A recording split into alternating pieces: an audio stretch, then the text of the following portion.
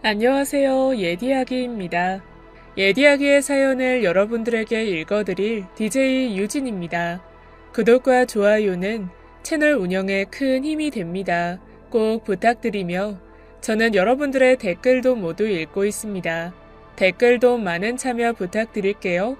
그럼 오늘의 사연 시작합니다. 몸에서 멀어지면 마음에서도 멀어진다는 말, 저는 믿지 않았어요. 물론 저의 경우 앞서 한 말의 의미는 완전 다르지만 누구보다 멀어지는 걸 뼈저리게 느끼고 있습니다. 외로움의 문제가 아니었어요. 왜냐면 전 혼자 있는 걸 워낙 좋아하기도 하고 외로움도 거의 타지 않는 사람이기 때문이죠. 그래서 남편이 직장 때문에 혼자 먼 지방에 내려가 있는 것도 괜찮다고 생각했습니다. 알겠다고 한마디로 끝이냐고 오히려 남편이 더 서운해했을 정도였죠. 그런데 지금 전 그때의 그 결정을 너무나 후회하고 있습니다. 차라리 몰랐다면 어땠을까? 차라리 그때 함께 내려갔다면? 이런 고민을 보통 친구들에게 털어놓긴 마련인데 전 부끄러워서 그러진 못했죠. 솔직히 답답한 마음에 툭 터놓고 어디에 이야기하고 싶었어요. 처음에는 네이트판에 들어갔다가 나중에는 동네 카페 모임에 들어갔습니다. 그런데 줄이고 줄인 그 글마저 너무 길어서 사람들이 굉장히 싫어하더군요. 그래서 결국 모두 지워버리고 결국 남편이 구독하고 있는 사연 남녀에 글을 보내게 되었습니다. 이야기에 앞서 일단 제 소개를 하자면 저는 영등포에 거주하고 있는 30대 후반의 여성입니다. 결혼은 이제 2년차가 되었어요. 저희 둘 사이에 아직 아이는 없고요. 결혼하고 얼마간 남편은 지하상가에서 장사를 하고 있었습니다. 전 네일아트 일을 하고 있었어요. 솔직히 그다지 좋은 직업도 아니고 비록 저나 남편이나 남부럽지 않을 정도로 많이 벌진 못해도 저희 둘의 사이는 나쁘지 않았습니다. 심지어 제가 남편보다 많이 벌었지만 그런 건 괜찮았어요. 아무런 걸림돌이 아니었죠. 애초에 저는 남편의 경제력이나 능력을 보고 결혼한 게 아니었기 때문입니다. 남편을 처음 만나게 된 것은 지금으로부터 7년 전이죠. 당시에 저는 결혼을 전제로 만나고 있던 남자친구가 있었어요. 딱히 이 사람이어야 한다, 이런 느낌은 전혀 없었습니다.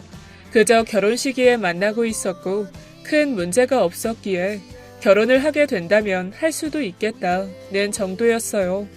고민이 없었던 것은 아니었습니다. 바로 제 환경 때문이었어요. 저희 부모님이 일찍 돌아가시는 바람에 저는 어린 나이에 가장이 되었죠.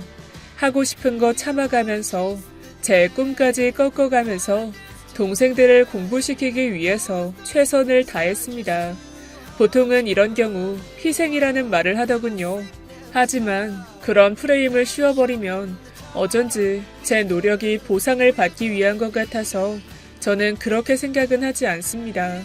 각종 자격증을 따서 돈이 되는 일이라면 뭐든 했고 그 결과로 제 동생들은 꽤 좋은 대학까지 무사히 졸업시킬 수 있었죠.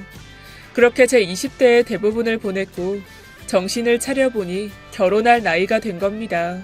마치 아무런 준비 없이 사막에 떨어진 것처럼 막막했죠.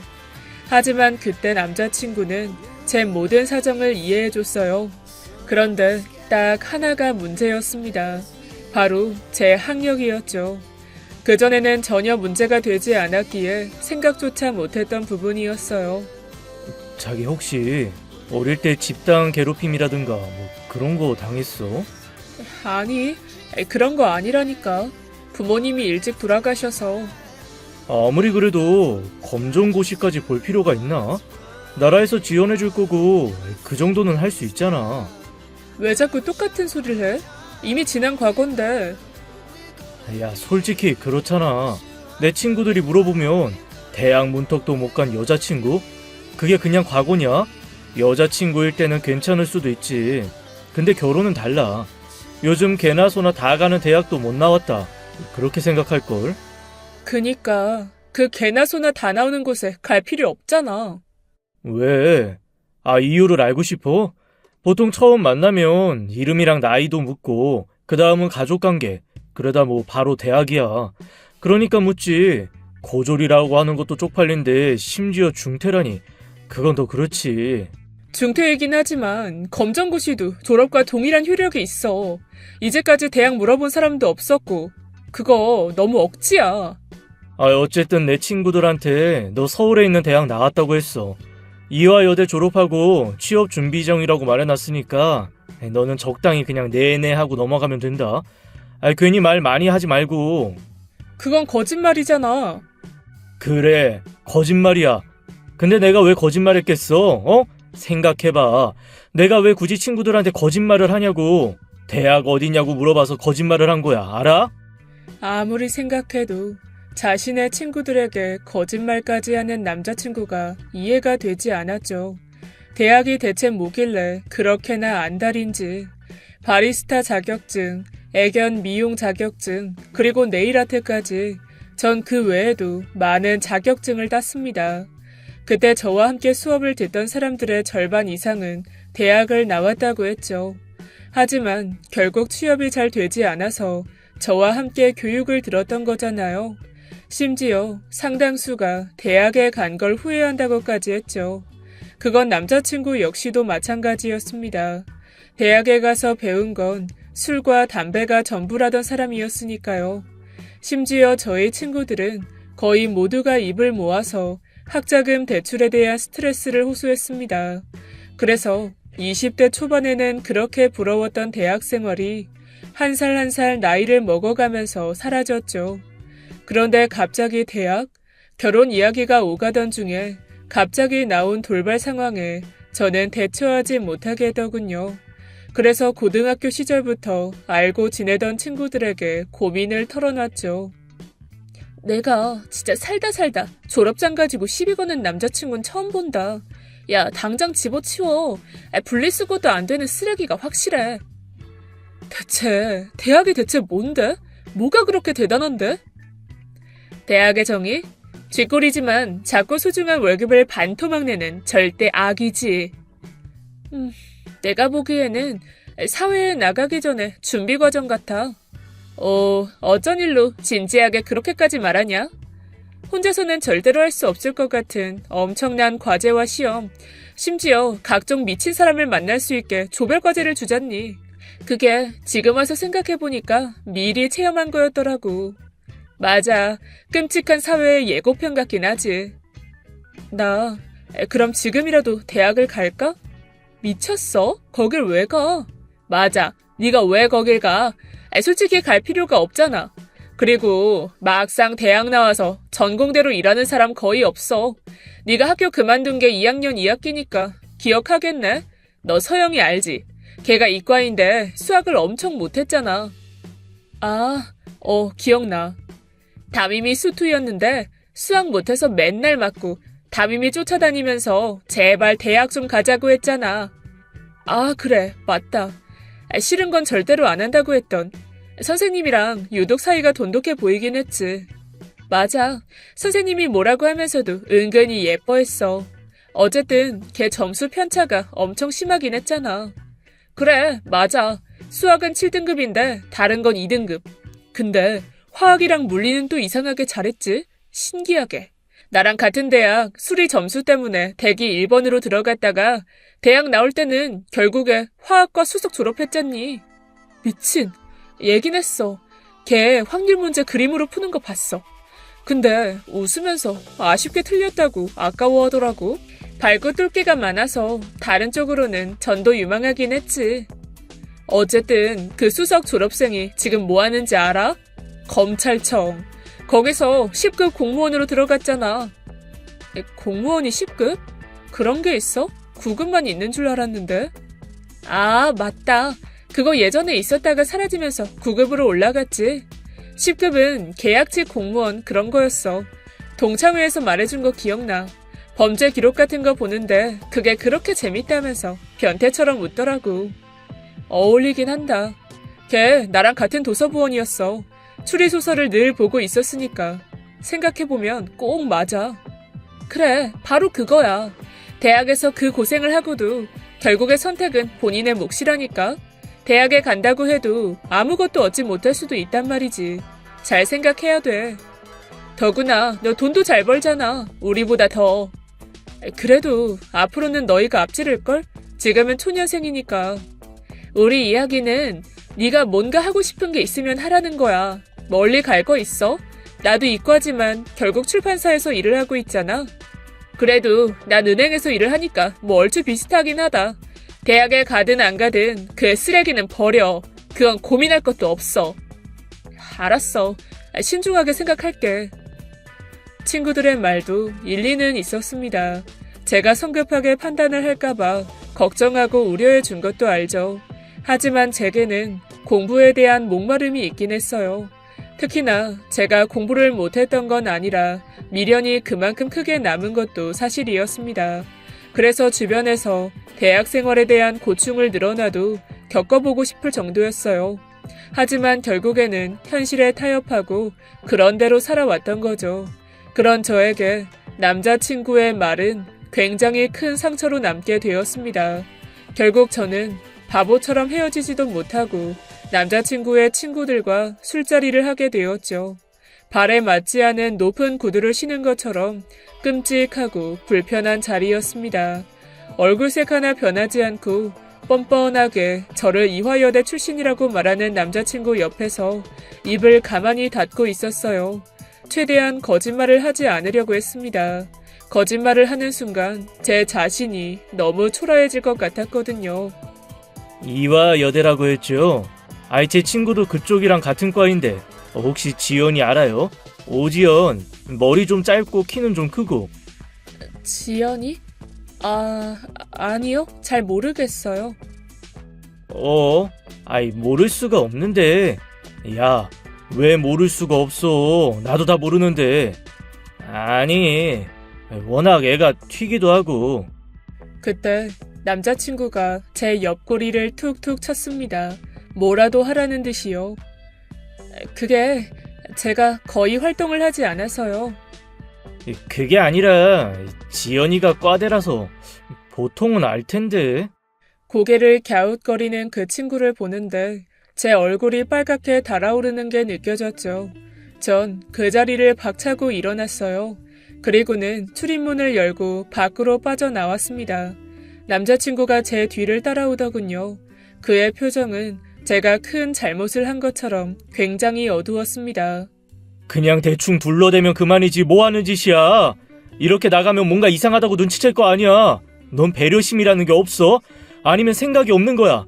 그냥 너 잘난 거 하라고 웃고 넘어가면 그만이잖아. 아니면 다른 질문을 해서 말을 적당히 돌릴 수도 있고. 야, 대답을 해. 아유, 답답하다. 진짜 멍청해서 그런가? 그래, 나 멍청하다. 대학 나온 넌 뭐가 그렇게 달라? 적어도 너보다는 괜찮지 않겠냐? 그래서 네 친구들은 백수니? 너도 중소기업 다니고? 멀쩡한 대학까지 나와서 왜 그러고 사는 건데? 웃겨. 요즘 취업 원래 힘들어. 그리고 나는 눈을 낮춘 거고. 그리고 내 친구들도 마찬가지야. 하긴 네가 요즘 사회를 알아? 그저 오고 가는 손님들한테 인사해주고 웃어주고 하는 게 전부인데? 그래, 나 웃어주고 인사하고 돈 번다. 그래도 너보단 잘 벌어. 사회를 모른다고? 그렇게 말하는 넌 신문이라도 읽어? 신문? 야, 그거 자격지심이야. 머리가 텅텅 비어 멍청하니까 신문이나 뭐 소설책, 잡학 지식 같은 이상한 책 읽는 거라고. 아는 척하고 싶어서 안 달란 거지. 솔직히 까놓고 아니야? 저도 순간 발끈하더군요. 자격지심? 너야말로 자격지심으로 나 깎아내리는 거 아니야? 나 부모도 없고 네 말대로 못 배웠어. 그래도 너보다 많이 벌지. 대학에 나온 게 뭐가 그렇게 자랑이라고. 카드빚 내면서 술 먹고 겨우 세전 230 벌면서 덜컥 새 차부터 계약하는 카푸어에 보증금 500에서 절반이나 월세랑 관리비 미납으로 깎아먹고도 꼴에 대학 나온 허세까지. 난 그래도 전세 살거든? 이 거지 새끼야? 남자친구의 얼굴이 하얗게 질리더니 이 무식한 게 이게 진짜 미쳤나? 오른손이 위로 올라가는 게 보였습니다. 순간적으로 저는 눈을 감고 몸을 움츠렸죠. 당신 뭐야? 손 당장 안 놔? 놔! 눈을 슬쩍 떠보니 한 남자가 남자친구의 손목을 꽉 잡고 있었습니다. 누구야? 아니 너 이 사람 알아? 아직도 그 순간은 생생하게 기억이 나요. 왜냐하면 추운 겨울이었는데 그 남자의 옷차림이 너무 얇아서 놀라울 정도였기 때문이었죠. 다부진 체격의 그 남자는 반바지에 회색 후드, 그리고 슬리퍼에 입에는 담배를 물고 있었습니다. 그게 바로 지금의 제 남편과의 첫 만남이었죠.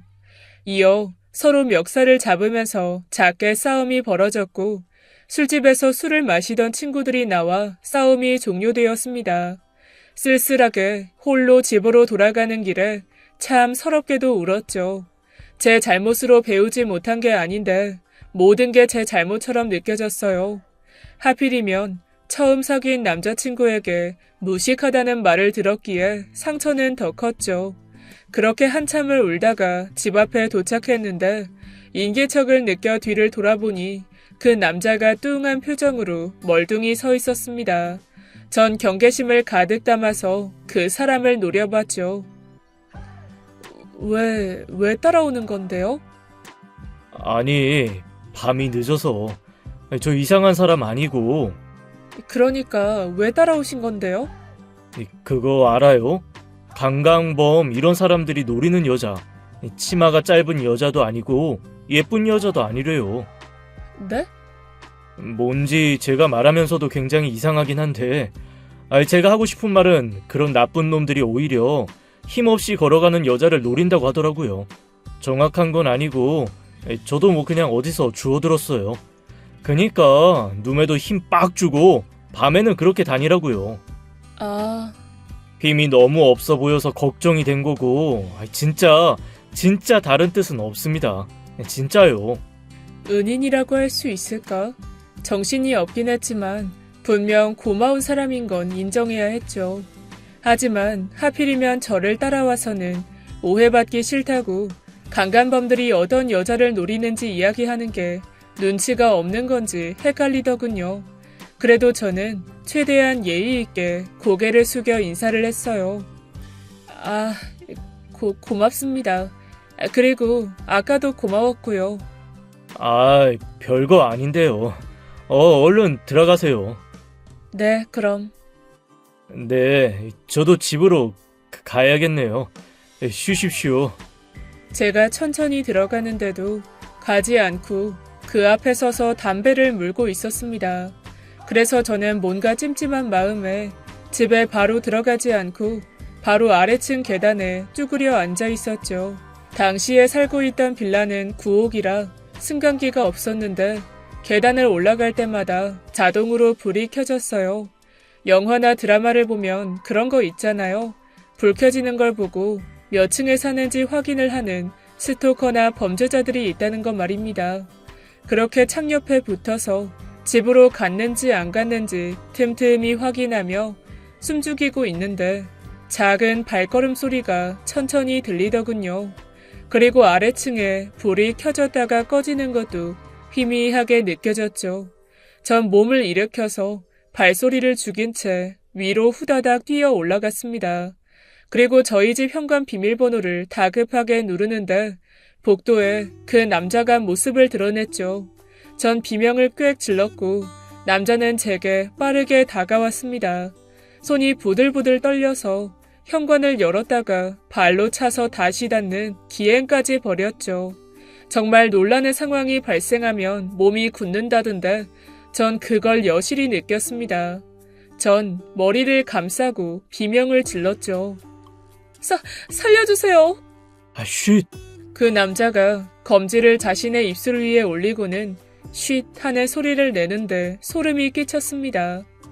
살려주세요. 제발 조용. 이거 아니지. 그게 아니라 내가 따라온 게 아니라 따라온 건 맞는데 정말 사람 미치고 팔짝 뛰겠네. 쉿. 아니지. 남자는 머리를 벅벅 긁으며 엄청나게 당황하더니 저희 옆집의 비밀번호를 엄청나게 빠르게 누르고는 문을 아주 활짝 열더군요. 전 콧물 눈물 범벅이 된 상태로 몇 초간 상황을 파악했습니다. 남자는 자신의 집이라는 듯 본인을 가리키고는 방 안을 다시 가리키는 걸 반복했죠. 뭔데요? 전 콧물을 닦으면서 겁에 질린 표정으로 물었어요. 여기가 내 집이라고요. 내 집. 도둑 아니고 내 집이요. 부동산 계약서도 있고 주민등록증도 보여드릴 수 있고요.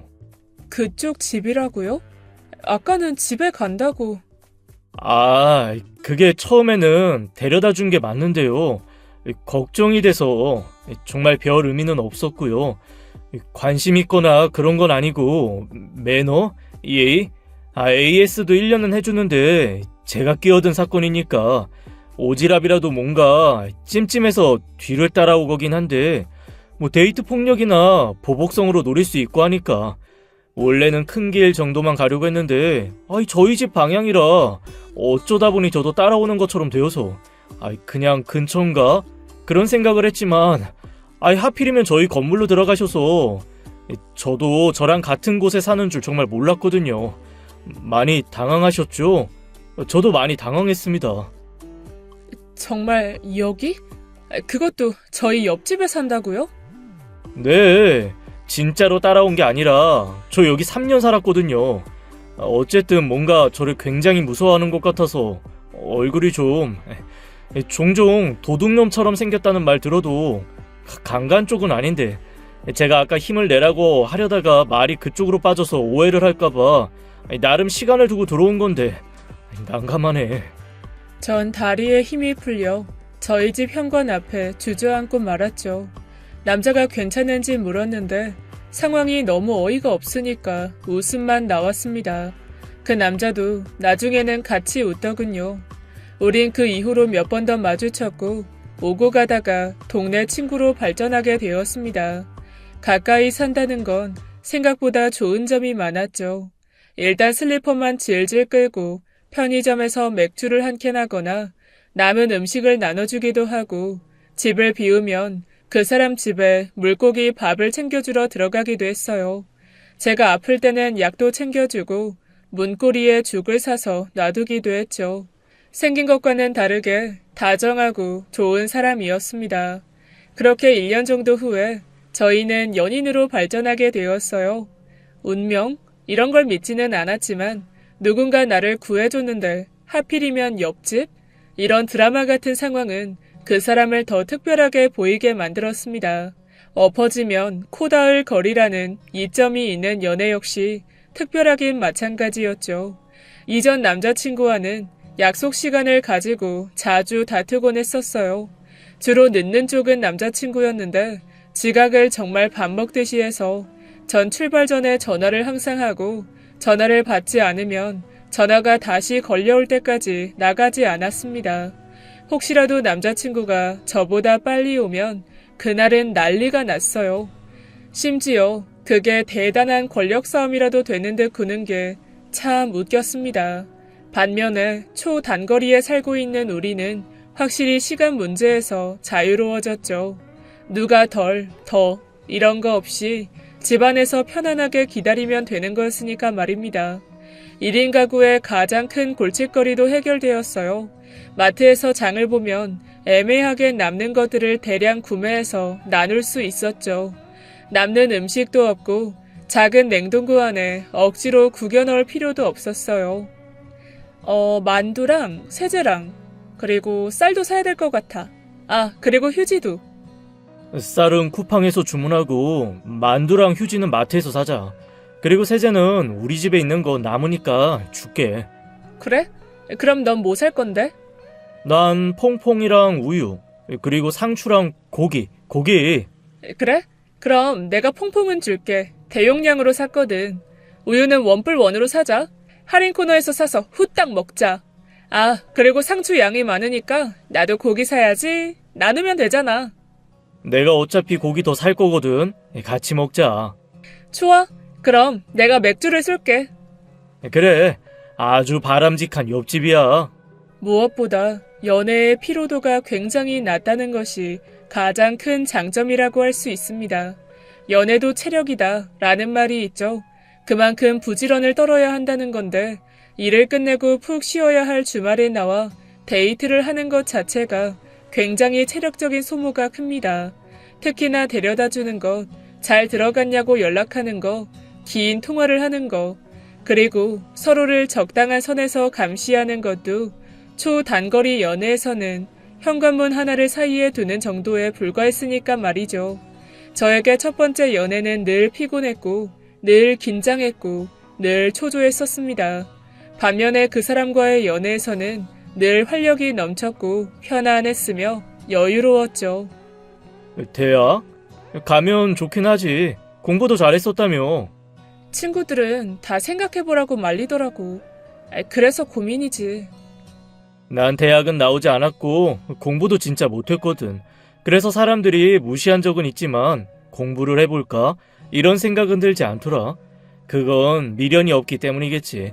근데 넌 아니잖아. 넌 다른 사람이랑은 달라. 넌 너야. 나이도 나이고 또 후회하는 건 싫거든. 나이가 들수록 해보지 않는 것에 후회는 커진다고 하더라. 그러니까 어떤 선택이든 후회하고 또 후회하더라도 결국에는 경험만 남게 될 거야. 해볼 수 있을 때 하는 게 나아. 제가 본 그 사람은 굉장히 지적인 사람이었어요. 늘 자신이 무식하다고 입버릇처럼 말했지만 속담이나 명언, 그리고 어려운 말도 잘 섞어서 썼죠. 벼는 익으면 고개를 숙인다는 속담의 정석을 보여준 사람처럼 보였어요. 별로 아는 것도 없으면서 아는 체 하는 전 남자친구와는 확연히 달랐습니다. 그 사람의 조언에 힘을 얻어 저는 늦은 나이에 대학에 들어갔죠. 비록 2년제 대학이었지만 저에게는 정말이지 행복한 시간이었습니다. 왜냐면 그간 제가 살아온 삶이 그렇게 나쁘지 않았다는 걸 알게 되었기 때문이었어요. 어느덧 훌쩍 자란 동생들이 제 모자란 생활비에 보태주었고 친구들은 서투른 제 대학 생활에 조언을 아끼지 않았어요. 남자친구가 된 그 사람도 데이트 비용의 상당수를 부담해 주었죠. 제게는 참 고마운 사람이었어요. 만약에 그 사람이 없었다면 아마도 절대로 시도하지 못했을 겁니다. 뭐든지 경험해보는 게 좋다면서 데이트 시간도 양보하며 대학 생활을 즐기라고 했던 것도 그 사람이었으니까요.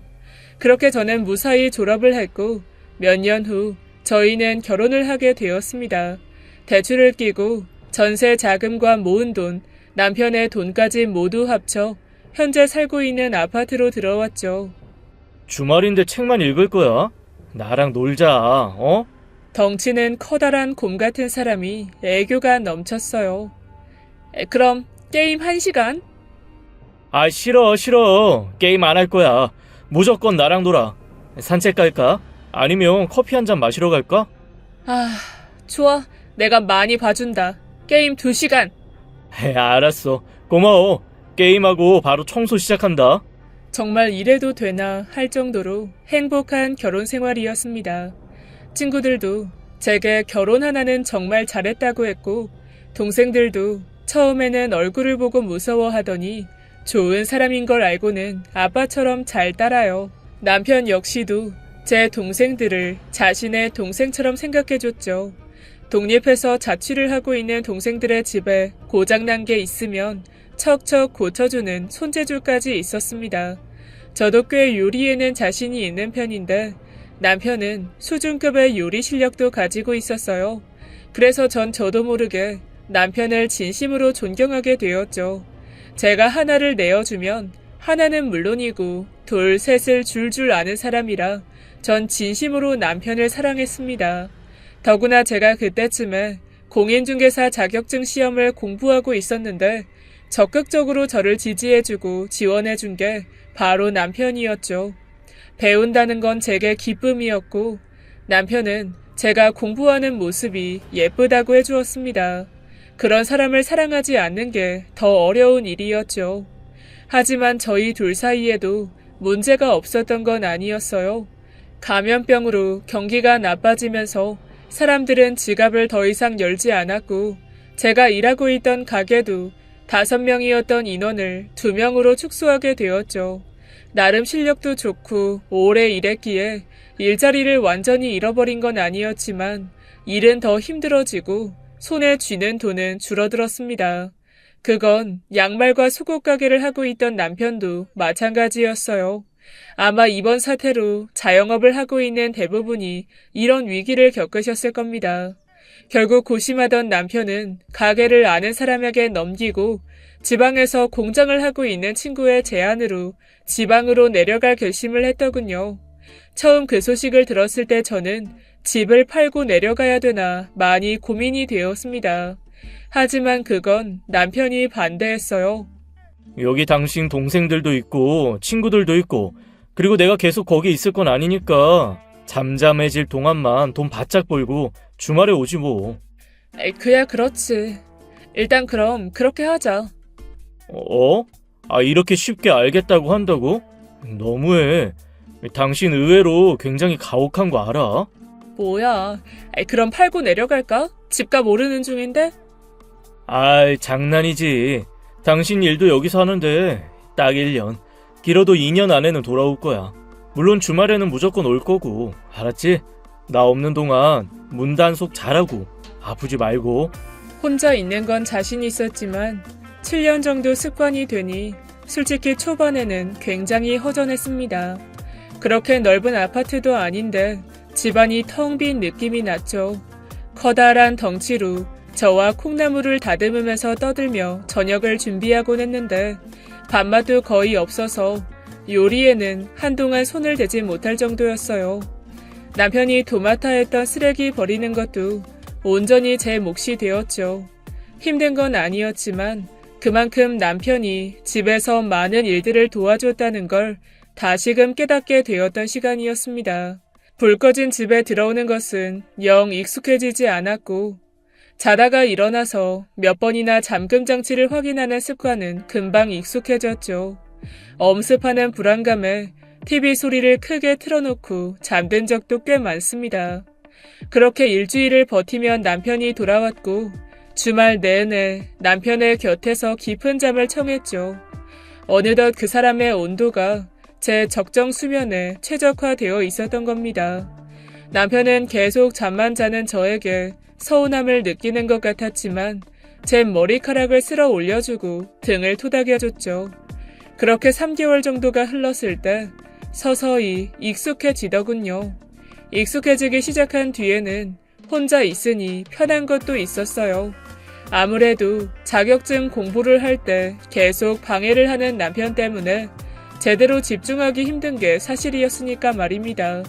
그래서 이렇게 떨어져 있는 동안 열심히 해서 보란듯이 합격 소식을 전하고 싶었죠. 작고 저렴한 노트북을 하나 장만해서 인터넷 강의도 듣고 제법 열심히 공부했습니다. 일반적인 공무원 시험과는 달리 과락만 넘기면 되기 때문에 쉽게 보시는 분들이 많을진 모르겠지만 1차 시험 이후에 2차까지 더구나 공식을 넣고 계산하는 것도 있어서 제게는 꽤 힘들었어요. 그래서 초반에는 생각보다 더딘 속도로 매일 꾸준히 방대한 양의 책을 보고 문제집을 풀었습니다.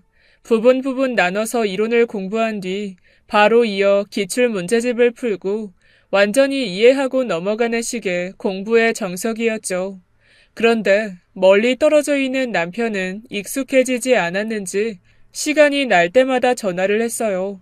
아침부터 늦은 밤 시간까지 본인이 쉬고 있으면 무조건 전화를 했죠. 자기, 우리 회사 내에 있는 식당 이야기해줬지? 밥이 더럽게 맛없다고 했잖아. 그런데 그거 알아? 그 식당에서 일하는 아줌마들이 파랑 양파는 기본이고 그리고 고기까지 따로 빼돌려서 집에 매일 가져갔대. 어머, 그거 공급횡령 아니야?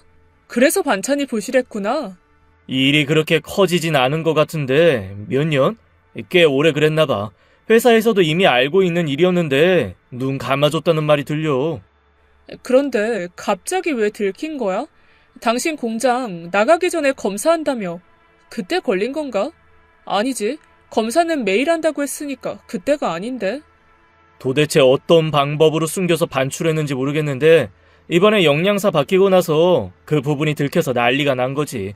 수량을 체크했는데 자꾸 비니까 아줌마들을 의심하기 시작했고 식품 저장소에 강아지용 CCTV를 달았는데 딱 걸린 거고.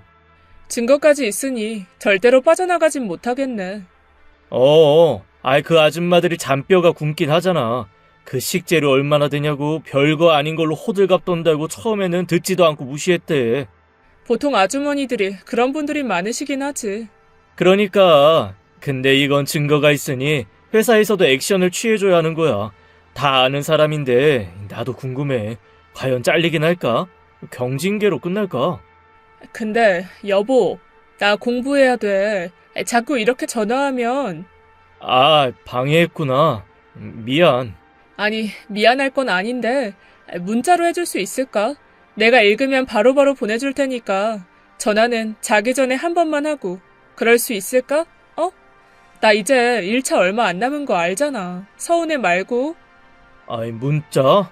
나 익숙하진 않은데. 알았어, 해볼게. 고마워. 너무 고마워. 전화를 끊으니 남편이 문자로 사랑해 하고 짧게 문자를 보냈더군요. 생각해보니 남편과는 너무 가까운 거리에 살아서 문자를 주고받은 적이 없다는 걸 깨달았죠. 제가 뭐해? 하고 보내면 남편은 전화를 바로 하거나 혹은 현관문을 두드렸습니다. 그래서 이왕 이렇게 된 거 남편도 문자에 익숙해지면 좋겠다는 생각이 들었죠. 그것들이 쌓이면 흘러가는 대화보다는 추억이 될 것 같았기 때문이었습니다. 하지만 그 추억은 악몽으로 바뀌기 시작했죠. 아주머니들이 공금 횡령한 거 있잖아. 공급? 오타인가? 아니지. 공급할 걸 횡령했으니 얼추 말뜻은. 하고 저는 속으로 생각하고 무시하고 답장을 했습니다. 그래. 일이 잘 해결된 거야? 오래된 관행이라 회사에서는 그냥 봐줄 생각이 아니라고 하더라. 앞으로 잘한다고 막 빌고 했나봐. 손해배상까지 청구한다고. 손해배상이겠지. 오타가 많네? 문자가 익숙하지 않아? 어쨌든 막 겁을 주고 그랬더니 오늘은 반찬이 나아졌더라. 이런 걸 두고 소 잃고 뇌 약간 고친다고 하는 거지. 밥을 놔? 뇌를 약간 고쳐? 머리에 지진이 오는 느낌이었죠. 처음에는 단순한 드립? 장난인가? 하는 생각도 들었습니다. 하지만 남편은 그 외에도 자잘하지만 틀리면 안 될 것 같은 맞춤법을 파괴하기 시작했죠. 물론 저 역시도 맞춤법이 정확한 사람은 아닙니다. 아직도 헷갈리는 게 많고 모를 때는 찾아보기까지 하니까요. 그래서 누군가를 지적해 본 적도 지적할 생각도 없었죠. 근데 남편의 경우는 심각하다는 느낌까지 받았습니다. 하루는 제게 감기 얼른 나 라고 말을 했고 또 하루는 사장님에게 여쭐 게 있어 라고 했죠. 저도 최대한 신경 쓰지 않으려고 했지만 이전과는 다르게 직장을 다니고 있으니 보고서를 작성하게 되면 사람들이 그 사람을 무시하게 될지도 모른다는 생각이 들었습니다. 내 친구가 가방끈이 길어. 그래도 일하는 건 내가 훨씬 낫지. 자기야, 나는 뭘 나을 때 쓰는 거야. 그래, 내가 훨씬 낫다고. 그렇게 말했잖아. 전 최대한 남편의 자존심을 상하지 않게 하려고 머리를 굴렸죠. 나도 헷갈리고 몰랐는데 국어사전을 찾아보니까 엄마는 동생을 낳고 동생이 형보다 낫다 이거더라고. 그렇구나. 그래도 뭐 대충 알기만 하면 됐지. 하나하나 따지면 피곤하고 그렇잖아. 의미만 알면. 그런가? 그야 그렇지. 처음에는 그렇게 이야기하고 말았지만 그 뒤부터는 자꾸만 눈에 거슬리기 시작했습니다. 저도 모르게 문자를 보면서 남편을 무시하고 있었죠. 그렇게 하면 안 된다는 걸 알지만 밖에 나가서도 혹시나 그런 실수를 하게 될까봐 무서울 지경이었습니다. 전 띄어쓰기는 물론이고 맞춤법을 하나하나 다 알려줬어요. 몇 번 정도는 듣는 신용을 했던 남편이었지만 같은 실수를 계속 반복하는 걸 보니 솔직히 말해서 정이 뚝 떨어질 지경이었죠. 학벌로 사람을 무시했던 전 남자친구처럼 되고 싶진 않았지만 문자로 보낸 남편은 전혀 사랑스럽지 않았습니다. 그러던 어느 날 제가 공인중개사 1차 시험을 앞두고 있었을 때였어요. 후회 없이 최선을 다해서 보면 좋겠어. 모든 게 숲으로 돌아가지 않게 말이야. 혹여나 못 보게 된다고 해도 난 자기 편이야. 숲으로라니. 너무 충격이 커서 답장도 하지 않았습니다. 이제까지 틀렸던 많은 것 중에 단연 첫 번째로 꼽을 수 있는 것이 바로 숲으로였죠.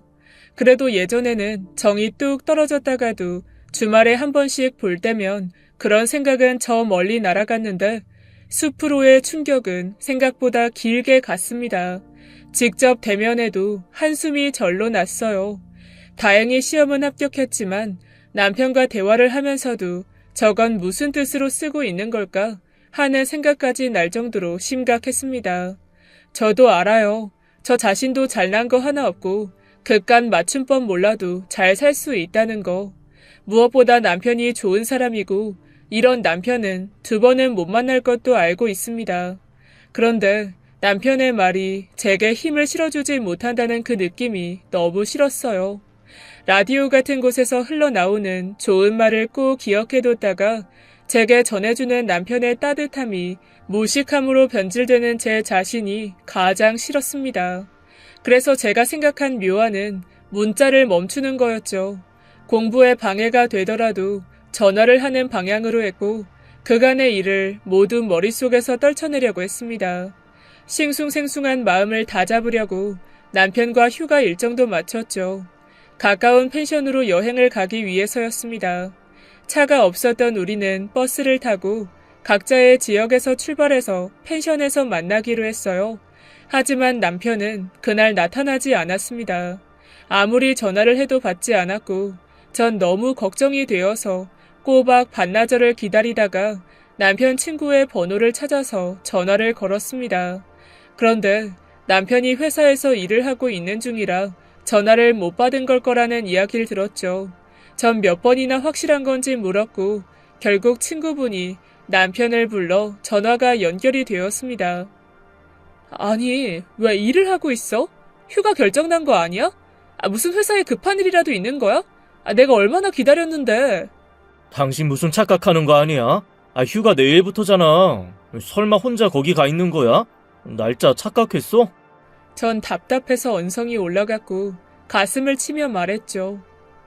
저번 주말에 우리 펜션 예약했을 때 사흘 뒤에 보자고 말했던 거 기억 안 나? 그래, 나도 사흘 뒤에 쉰다고 했잖아. 그니까 그게 오늘이잖아. 그때 우리 펜션 예약하고 지금 3일 지났어. 사흘 아니라고. 아무리 정신이 없어도 그렇지. 먼저 출발하고 왜 화를 내? 잠시만. 사흘이 3일이잖아. 그게 무슨 말이야? 사흘이 4일이지. 여보? 자기? 사흘은 3일이야. 하루, 이틀, 사흘, 나흘. 진짜 또 우기네. 하루, 이틀, 3일, 사흘이지. 또? 또라고 했어 지금? 내가 우긴다고? 나 가방끈 짧다고 가리키려고 하는 거 아니야. 순간 혈압이 올라서 쓰러질 것 같았습니다. 가르치는 거지. 가리키는 건 손으로, 가르치는 건 공부. 봐봐. 전 남자친구가 매번 학벌로 그렇게 구박했다더니 당신도 나한테 똑같이 굴고 있잖아. 대왕 나왔다고 유세해? 사흘, 나흘. 이런 건 솔직히 모를 수도 있다고 생각해요.